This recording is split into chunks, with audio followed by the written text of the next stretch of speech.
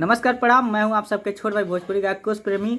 और आज मुझे एक बात बताने में अत्यंत खुशी हो रहा है कि आज मेरे प्रिय मित्र बहुत सुंदर गायक दिलदार दीपक भैया के जन्मदिन है।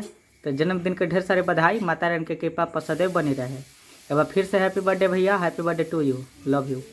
नमस्ते प्रणाम, हर हर महादेव। हम गायक कुंदन भोजपुरिया आज एक बात बताएं, बड़ा खुशी हो रहा बा कि दिल के करीब रहने वाले हमारे अजीज मित्र वे ही नेक दिल इंसान भोजपुरी में अच्छा नाम किया दिलदार दीपक सिंगर भैया जन्मदिन बा।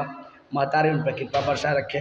आप जियो हजारों साल, खूब भोजपुरी में नाम कीजिए, अपने पिताजी का नाम रोशन कीजिए। आप ज़िंदगी में हमेशा मुस्कुराते रहिए, खूब आगे बढ़िए। जय हो, जय माता दी, जय भोजपुरी समाज। नमस्ते प्रणाम, हर हर महादेव।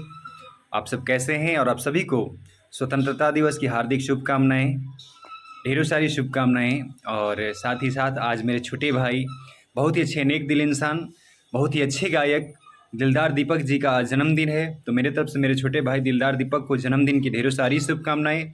भगवान भोलेनाथ और माता रानी कि उन पे असीम कृपा बनी रहे, वो खूब नाम रोशन करे संसार में और खूब स्वस्थ रहें, हमेशा चाहते मुस्कुराते रहें, खिलखिलाते रहें। और साथ ही साथ चलते चलते आप सभी को दोबारा हैप्पी इंडिपेंडेंस डे और मेरे भाई को happy birthday to you again Deepak. तो लव यू, खूब तरक्की करो, खूब नाम रोशन करो। जय हिंद, जय मगध, जय बिहार, जय भोजपुरी, जय हो। महादेव नमस्कार। हम अजीत हलचल।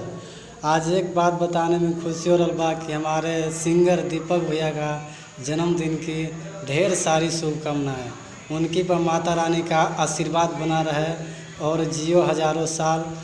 जय हो समाज, जय हो भोजपुरिया समाज।